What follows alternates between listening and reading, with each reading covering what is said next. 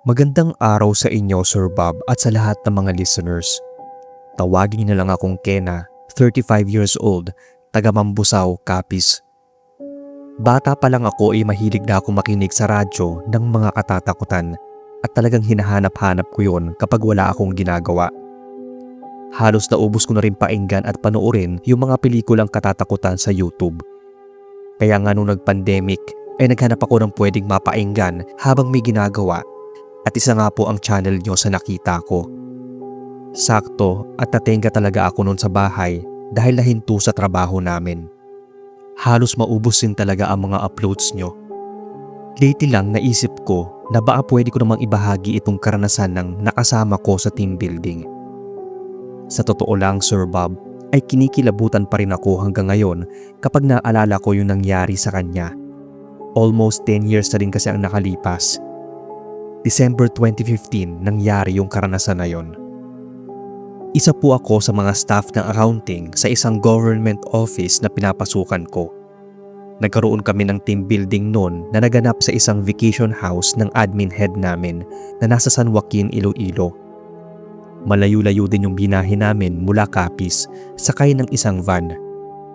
Nasa 13 din kaming umalis noon. Nakasama rin namin yung ibang nasa payroll. Mahigit 4 na oras yung biyahe namin, kasama na doon ang paghinto namin sa kainan at pagbabanyo. Puro tulog lang ang ginawa ko para naman ma-enjoy ko yung lugar pagdating at hindi ako antukin. Akala ko ay nasa isang bayan ang punta namin. Hindi ko ine-expect na nasa isang liblib na baryo pala ang vacation house na tinutukoy ni Ma'am. Pero sa totoo lang, sobrang na-appreciate ko yung lugar. Sakto talaga yon sa gagawin naming indoors at outdoors na team building. Malaki ang bahay na may malaki ring bakuran. Napapalibutan nyo ng iba't ibang klase ng puno at halaman. Nasa listahan na noon ang gagawin naming scavenger hunt na sakto talaga sa lugar. Magubat din kasi talaga ang nasa may bandang likuran ng bahay na yon. At ang sabi pa ni Ma'am ay may ilog na daw sa may bandang dulo ng gubat. Minanapalan niya sa mga magulang niya ang lupang yon. Doon din daw nakatira ang mga magulang ng nanay niya. Nag-iisang anak ang nanay niya, kaya dito na ipinamana ang lupa. Doon din lumaki ang parents niya at doon siya ipinagbuntis ng mama niya. May pangyayari lang daw na kailangan nilang umalis sa lugar na yon. Hindi na niya kinuwento kung anong dahilan. Matagal na panahon na raw yon. Hapon na kami nakarating, kaya nagpahinga muna. Sunod ay naglibot-libot sa lugar. Doon namin napansin ang napaalaking puno ng sampalok. Buhay pa raw ang mga lolo niya sa talampakan nang maitanim ang punong yon. Naging parte na raw ng angkan nila ang malaking puno at pinagbabawal na putulin. Naaabot na rin ang mga sanga noon sa bubungan ng vacation house. Kaya paglabas mula kusina ay nalililiman na ito ng malagong sanga at mga dahon. Walang ibang sinabi noon si Ma'am kundi ang huwag lumapit sa malaking puno at baka may ahas nang naatira doon. Kaya ganoon naman ang ginawa namin. Kinagabihan, pagkatapos maghapunan ay nagkwentuhan muna kami sa sala. Konting inuman at nang maaramdam ng antok ay kanya-kanya na rin kaming pasok sa mga ipinagamit na kwarto sa amin. Mga bandang 1:00 ay nagising kami. Para kasing may mabigat na bagay na hinahagis sa bubong. Ang sabi ng kasama ko sa kwarto ay parang binabato daw yung bubong. Paulit-ulit yun na parang 1 minuto lang ang pagitan. Kaya hindi kami maatulog dahil maya't maya ang bumabagsak. Bumangon ang mga kasamahan naming lalaki. Nagsipaglabasan sila para tingnan kung ano yung bumabagsak sa bubong. May dala rin sila mga flashlight nun. Pero huminto ang paghagis sa bubong. Sinabihan sila ni Ma'am na hayaan na at titigil din yon. Nang pumasok na sila ng bahay ay tumahimik na. Pero nang pabalik na sa pagtulog ay muling nagbagsakan na parang mga malaking bato sa may bubungan. Busit na noon yung isa naming kasamahang lalaki na tawagin nating Glenn. Nagbitbit na siya ng pamalo at lumabas ng bahay dahil baka hayop na yon o magnanakaw. Nagsisigaw at nagbumura na nga siya.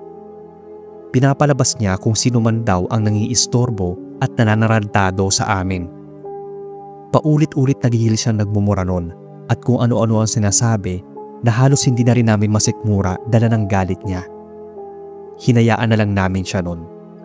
Mukhang epektibo naman yung ginawa niya at tumigil na yung nambabato. Naatulog kami ng maayos hanggang sa mag-umaga na. Matapos mag-breakfast at makapagpahinga ay nagsimula na kami sa activities ng araw na yon. Hinati kami sa 2 grupo. Tig-6 dahil hindi naman kasali si Ma'am at 13 kaming lahat. Binubuo yun ng blue at red team. Nasa red team ako napabilang. Ang gagawin namin sa activity yon ay scavenger's hunt. May hahanapin kami mga bagay, bubuuing puzzles at sasaguting mga trivia at quiz. Kasama si Ma'am na nag-prepare ng palarong yon, saka yung 2 anak niya at yung mga kaibigan nito na dumating nung madaling araw. Naging maingay at masaya ang laro. Competitive talaga ang bawat isa, pero may teamwork. Kung saan-saan na kami napadpad noon para maghanap ng mga missing items. Nakasabayan ko si Glenn na mula sa kabilang team. Napansin ko agad na para siyang may iniindang sakit. Maya't maya kasi siyang napapahawak sa ulo niya at hindi na matimpla yung muka. Tinanong ko siya kung anong nangyayari sa kanya. Hindi niya ako sinagot. Focus talaga siya sa ginagawa namin, kaya hindi ko na rin kinulit. Pero maya-maya nun ay narinig ko na lang yung malakas niyang pagdaing at paghiyaw. Mabilis ko siyang nilapitan at nakita kong halos namimilipit na yung sakit ng ulo niya. Natigil yung laro namin dahil medyo nagkagulo nang magwawala itong si Glenn. Hindi na raw niya kaya yung sakit at itakbo na raw siya sa ospital. Pagdating sa ospital ay inasikaso agad ng mga doktor at medical staff. Ginawa lahat ng test sa kanya. Pero ang naapagtataka, negative yung mga results. Wala siyang sakit na malubha. Yung pananakit daw ng ulo niya ay baka sanhilang daw ng kakulangan sa tulog. Pagtapos siyang pagpahingahin ng ilang oras ay nailabas din siya sa ospital. Binigyan na lang din siya ng painkillers. Umayos din yung pairamdam niya. Pagdating sa vacation house ay pinagpahinga siya ulit at nagpatuloy na kami sa ibang activities. Ilang minuto lang ang lumipas ay nagsisigaw na naman si Glenn, kaya dali-dali namin siyang pinuntahan. Nagulat kami nang makita yung itsura niya. Bigla kasing lumaki yung tiyan niya na para bang nakalunok ng pakwan. Nagising na lang daw siya na ganoon nakalaki yung tiyan niya. Parang hindi normal ang biglaang paglaki. Natigil na talaga ang pagsagawa ng activities noon at lumuwas na kami ng bayan. Nagtanong-tanong yung head namin kung saan may nakatirang albularyo. Buti na lang at may naapagturo noon na pwedeng patingnan si Glenn. Duda na rin kasi si Ma'am na hindi doktor ang kailangan niya. Sinamahan ni Ma'am at ang isang kasamahan namin si Glenn sa bahay ng albularyo. Nagpaiwan na ako sa van dahil nakaramdam ako ng antok. Ang weird lang noon na may napanaginipan akong nakakatakot. Nangyari pa daw yun sa vacation house. Nang magising ako ay tinatawag na pala kami ni Ma'am sa bahay ng albularyo. Magpagamot na raw yung ibang may nararamdamang kakaiba sa katawan. Ang sabi kasi ng albularyo noon ay inaaswang si Glenn. Binigyan daw siya ng karamdaman nito at inuunti-unti na siyang bawian ng lakas. Kapag mahina na siya ay saka daw siya nito bibiktimahin. Nasa paligid lang daw ng tinutuluyan namin ang aswang na nambulabog sa amin. Nagtayuan talaga ang mga balahibo ko noon nang maalala yung nambabato sa bubong nung gabi. Sinabi ng albularyo na maaaring aswang nga yun. Yun din ang nagparusa kay Glenn. Kung hindi raw siya agad dinala sa albularyo ay baka 4 na araw lang ang tinagal nito. Masyadong malakas ang binigay ng karamdaman kay Glenn na walang sino mang doktor ang kayang magpagaling nito. Matapos siyang gamutin ng albularyo ay dumiretso na kami ng balik sa Capiz. Hindi na kami dumaan ng vacation house sa takot na isa pa sa amin ang parusahan ng aswang na ang sabi ng albularyo ay nakatira daw sa mataas at malaking puno. Sigurado kami na doon yun nagtatago sa matanda at napakalaking puno ng sampalok habang pinagbabato kami. At dahil si Glenn ang nagmura at nagalit sa ginagawa nito, ay ito ang nagawa nitong parusahan. Naapagtataka lang noon, Sir Bob, nang palabas na kami ng bahay ng albularyo ay may isang matandang lalaki na naatingin sa bahay nito. Parang galit pa nga yun, pero hindi na namin pinansin. Nang lingunin ko nga ay nakasunod pa rin yun ng tingin sa amin. Huli ko nang naisip na baka yun yung aswang at sadyang sinusundan kami nito. Kakaiba kasi ang pagkakatitig niya sa amin. Yung tingin na parang may galit o inis. Buti na lang din ay dala na namin yung mga gamit namin para hindi na kailangang bumalik ng vacation house. Tuluyan namang gumaling si Glenn. Araw-araw daw ay unti-unting lumiliit yung paglobo ng tiyan niya. Kung iisipin, kung sigurong hindi lumabas si Glenn at nagmumura, hindi kaya siya mapapahamak o ni isa sa amin ay hindi magkakaroon ng sakit. Nakakatakot lang isipin. Yung gusto mo lang naman magbakasyon at magpahinga, tapos aaswangin ka pa. Hanggang dito na lang po ang kwento. Sana sir ay mabasa ninyo at marinig ko sa channel. Maraming salamat.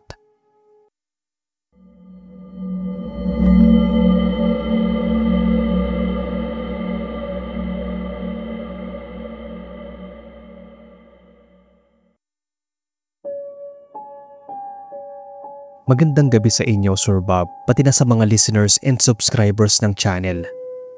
Tawagin na lang akong Summer, taga Rosario, La Union. Medyo matagal na rin po ako nakikinig sa inyo. Marami na rin akong napainggan na halos kapareho din ng karanasan ko noon sa multo. Itong kwento ko ay nangyari nung nasa 4th year high school ako. Kasama ng iba ko pang mga classmates ay nagkaroon kami ng retreat sa teacher's camp sa Baguio.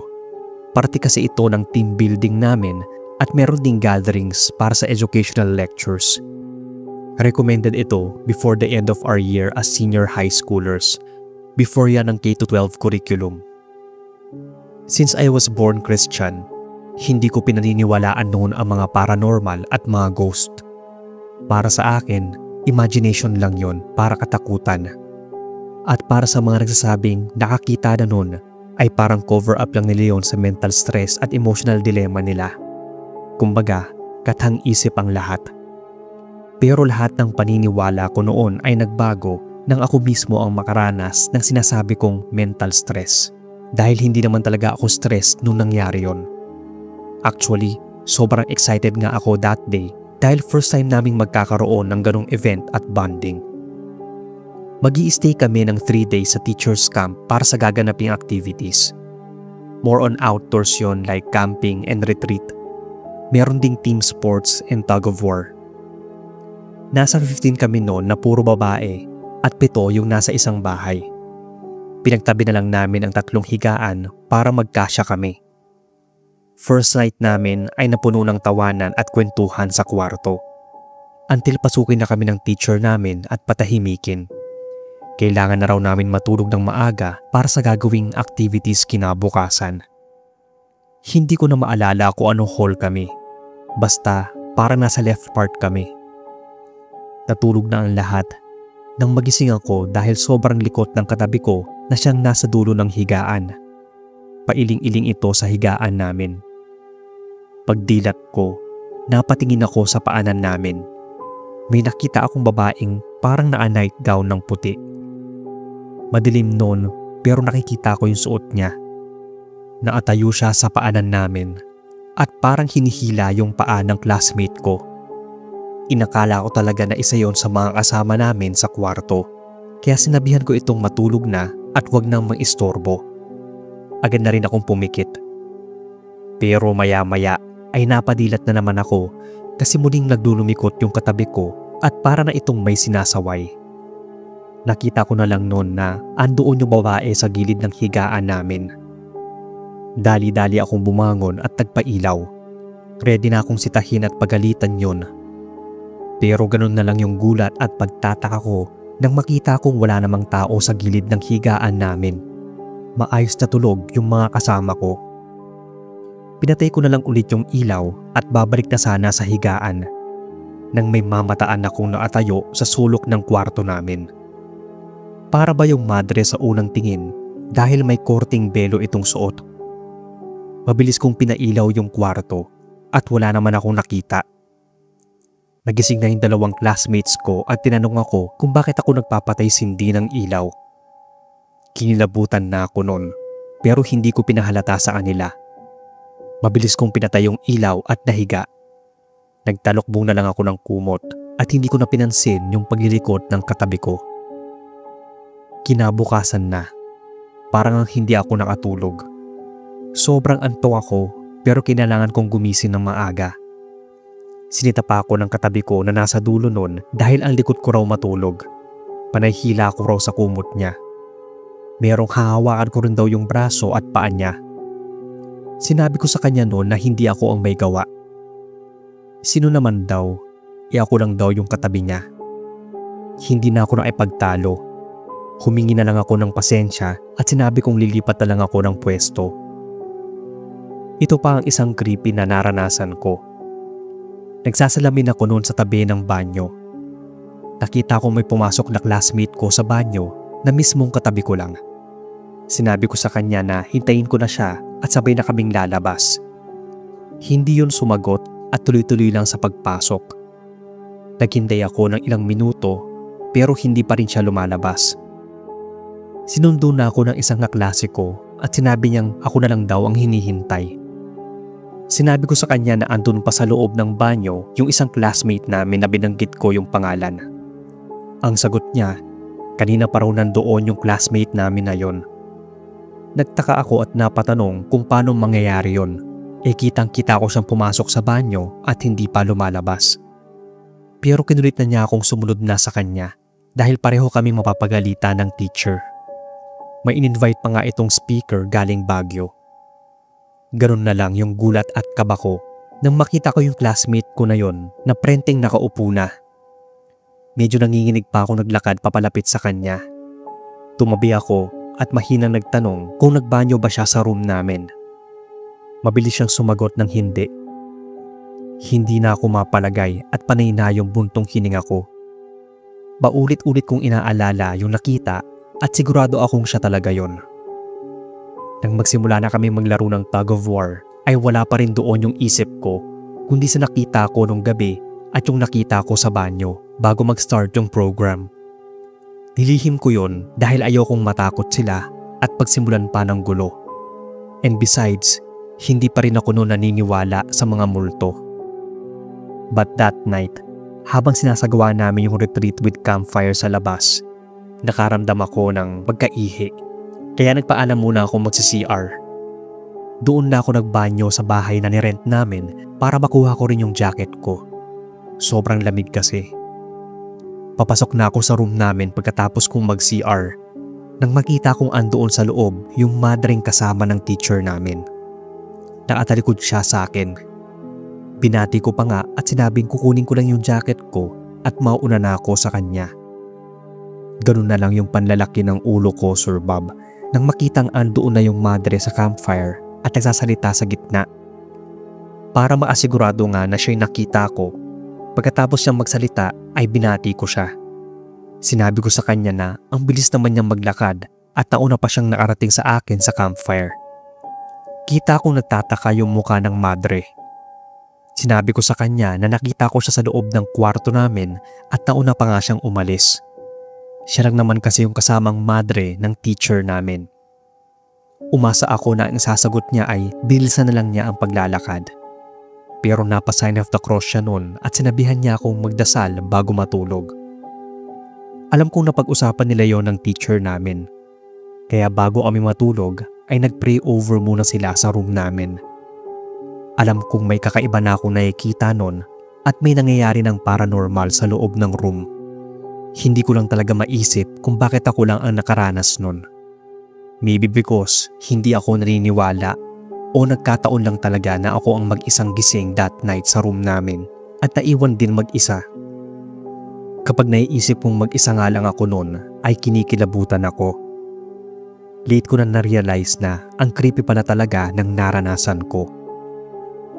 Bago ako mag-send sa inyo ay nag-search pa ako ng mga nakaranas din ng ganon sa teacher's camp. Para lang mapaniwala ko yung sarili ko na legit nga yung mga nakita at naranasan ko. But mostly sa kanila, in one group, marami ang nakaranas. Unlike ako lang talaga. O siguro, nakaramdam din yung ibang classmates ko at ayaw lang nilang i-share that time. Kaya nga hindi ko talaga makakalimutan yung retreat at team building namin na yun. First time ko talagang makakita ng multo at makaranas ng kababalaghan. Not in full detail pa itong kwento ko dahil sobrang nakaripihan na ako doon sa experience ko sa salamin. Maybe next time, i-share ko na kapag hindi na ako ganong kinikilabutan sa tuwing naiisip ko. And simula din ng experience ko na yon, unti-unti ko na rin natanggap na there's something beyond this life na minsan mahirap ipaliwanag. Medyo nagkaroon na rin ako ng interes sa mga paranormal. Hanggang dito na lang muna, Sir Bob, ang story. Hope ma-share ito sa channel nyo. Thank you and more power sa inyo.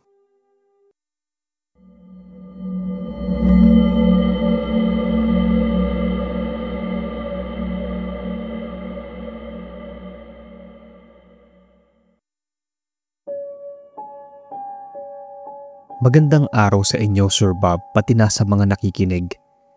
Ako si May at may story ako na gustong ibahagi sa channel nyo. Karanasan ito ng kaibigan ko na itago nating Daisy. Mahigit 30 na siya nang mangyari ang karanasang ito. Pareho kaming taga Cavite at nagtatrabaho bilang call center agent sa Makati. Aminado ako na medyo taklesa itong si Daisy at sinasabi niya talaga ang ayaw at gusto niya sa isang tao. Kaya pwede mo siyang gustuhin o ayawan. Pero isa lang ang masasabi ko. Isa siyang maaasahang kaibigan at dedicated siya sa trabaho namin. Kaya medyo may mga nainggit din sa kanya kapag napupuri siya ng TL namin. Nagkaroon kami ng team building nun. Kasama na yung mga bagong agents. Isa si Daisy sa ginawang assistant nun ng team leader namin at siya inatasang mag-manage ng ilang activities. Unang activity namin ay naganap sa loob lang ng building. Merong board games at trivia. Si Daisy ang humawak nun sa trivia. Kapag ganoong seryoso siya, ay kailangan seryosohin mo rin ang pinapagawa niya. May isang baguhan nun na madedescribe kong medyo mataray at walang pakialam. Pangalanan natin siyang Erica. Napansin din namin nun na tinatawanan lang niya yung mga tanong. Alam ko na nagtitimpi lang si Daisy at binigyan pa rin niya ng chance na sagutin nito ng maayos ang mga tanong. Pero sa bawat sagot kasi nito, kasabay nito yung pagtawa. Hindi na nakatiis si Daisy at pinagsabihan niya ito. Hindi naman siya gumamit ng mga offensive words. Normal lang niya itong pinagsabihan at pinakiusapan na seryosohin ang mga ginagawa namin. Pero naarating sa amin na pinalabas niyang pinahiya daw siya ni Daisy. May sinabi pa to na hindi pa nga daw TL si Daisy ay bida-bida na. Pagkatapos ng araw na yon ay hindi na ito muling pumasok. Sabi ng TL namin ay agad din daw itong nag-resign. Medyo natawa na lang kami dahil may pagka-self-centered pala yon at masyadong madamdamin. Sumunod na araw ay outdoors naman ang activity namin. Ginanap yon sa isang open field na malapit lang sa office namin sa Makati. Habang abala kami sa ginagawang obstacle course, biglang nagsalita si Daisy na nakita daw niyang nandoon si Erica. Nakatingin daw yun sa kanya. Nang ituro niya kung saan ito ay wala na doon yun. Wala din ibang nakakita dito maliban lang talaga kay Daisy. Nagtaka pa nga kami kung bakit siya pupunta doon nag-immediate resignation na nga siya. Kaya hindi nun maapaniwala si Daisy kung bakit siya nakita. At sa akin lang niya sinabi yon na nakita niya itong matalim ang mga titig sa kanya tapos ngumisi pa. Kinonfirm ko nga kung sigurado ba talaga siya na si Erica yung nakita niya. Sure daw siya. Pero agad din namin binaliwala ang usapan na yon dahil baka nagkamali lang siya ng nakita. Yung obstacles na ginawa namin ay para na rin kami nag-training sa army. Isa na yata yon sa pinakamahirap at masayang outdoor team building namin. 5 members per group kami. Yung unang kalahok sa group ay aakyat sa lubid at bababa. Aabutin ang kamay ng sumunod na player at gagapang naman sa ilalim ng lubid na pinagbuhol-buhol. Pagkalabas sa lubid ay aabutin ulit ang kamay ng pangatlong player tapos lalambitin. Yung susunod na player naman tatalon-talon mula sa mga gulong, tapos ang pinakahuli, babalanse sa isang balance beam at kukunin ng flag sa pinakadulo. Hudyat na natapos ang laro. Competitive kaming lahat dahil nga may cash prize yon. Naka-assign ako sa mga gulong at si Daisy ang pinakahuli sa may balance beam. Hindi naman dun delikado ang balance beam dahil mababa lang ito at may nakalagay na foam sa magkabilang gilid. Nang matapos ako, agad kong tinakbo ang pagitan namin ni Daisy at tumapir sa kamay niya. Agad siyang umakyat sa balance beam. Nang nasa kalagitnaan na siya, bigla siyang napakamot sa mukha niya na ikinawala ng balanse niya. Nahulog siya sa balance beam noon at bumagsak sa foam. Pero pagbagsak niya ay panay pa rin yung kamot niya sa buong katawan. Sobrang kati daw ng balat niya. Namumula na ngayon kakakamot niya. Ang sabi niya ay parang ang daming pulang langgam na gumagapang sa buong katawan niya. Makati at mahapdi daw ang mga kagat nito. Sa kakakamot nga niya ay nakita na lang namin nagsusugat na yon. Sobrang namumula at sa may bandang mga paa niya parang namamaga. Halos kalmutin din daw niya yung muka sa sobrang kati. Gulong-gulo kami dahil wala naman kaming nakitang kahit anong gumagapang sa katawan niya. Kinilabutan na lang ako nang makita kong sobrang pula na ng balat niya sa tiyan at likod. Umiiyak na siya sa hapdi at sobrang kakatihan. Dadalhin na sana namin siya sa ospital noon. Nang sabihin ng isang kasamahan namin na sa isang manggagamot namin siya dalin, dun sa kaibigan niya. Baka daw may nasagi siyang nuno o elemento. Nagkasugat-sugat na lahat ng dinaanan ng kamot niya kaya imposibleng gawa lang yon ng insekto. Medyo hesitant pa nga kami nung una kasi bakit hindi na lang dalhin sa ospital. Yung teammate namin na nagsuggest, kaibigan naman daw niya at mahusay daw yon, galing Visayas. Marami na raw yun na gamot na parang sa atulad ng sitwasyon ni Daisy. Pagdating namin sa bahay noon ay sinalubong kami sa labas. Napailing ito nang makita yung balat ni Daisy na nagsusugat na. Tinanong ko anong nangyari. Pero wala sa amin ang maapagsabi o maapagpaliwanag sa kanya. Nang suruin niyang mabuti si Daisy ay muli itong napailing. Mukhang nabuyagan daw si Daisy. Hindi raw magiging madali ang gamutan dahil kakailanganin niya ng albularyo at doktor. Hindi lang daw bastang kati-kati sa balat ang binigyan ng buyagan sa kanya, kundi sakit sa balat. Tinanong pa ng manggagamot kung may nakaaway ba si Daisy o may taong matinding galit sa kanya. Wala siyang maisip kung sino dahil marami daw talagang may galit sa kanya. Nabanggit ng manggagamot na siguro magpapakita daw sa kanya ang may gawa nun at pipilitin din niyang alamin. Dinig namin noon ang tanungin ng manggagamot kung sino ang nagpaparusa kay Daisy. Sinabi nito na Erica daw ang pangalan. Naalala ko yung nabanggit ni Daisy na nakita niya si Erica bago magsimula yung palaro namin. Natanggal naman ng manggagamot ang mga itinanim na buyagan sa katawan ni Daisy pero hindi nito nagamot ang sakit sa balat. Naging mahaba ang gamutan sa ospital at muntikan pang nauwi sa skin cancer. Naparesign si Daisy sa trabaho namin at nagpagamot muna. Nang bisitahin ko siya, ay nagtayo na lang siya ng isang negosyo sa bahay nila. Inawasan na rin daw niya magtaray at magsalita ng masakit sa iba. After a year, ay umalis na rin ako sa call center at lumipat ang trabaho sa back office. Pero sa kabila ng nangyari, hindi ko makakalimutan yung nangyari sa kaibigan ko nung mag-team building kami. At kay Erica, sana hindi na maulit pang pairalin niya ang galit at kumuha ng hindi maganda sa kapwa. Hindi porket may kakayahan siyang manakit ay gagawin na niya. Ang sabi ng manggagamot ay may karmang balik daw ang ginawa nito kay Daisy. Sana lang ay naturuan din siya ng leksyon dahil hindi basta-bastang sakit ang binigay niya. Puntikan na yun ikamatay ng kaibigan ko. Nalaman namin na galing palang Samar si Erica at siguro nasa lahi nito ang marunong mamuyag. Sabi ng manggagamot ay isa ito sa pinakadelikadong uri ng pangkukulam dahil kaya nitong manakit o magbigay ng sakit sa isang salita lang.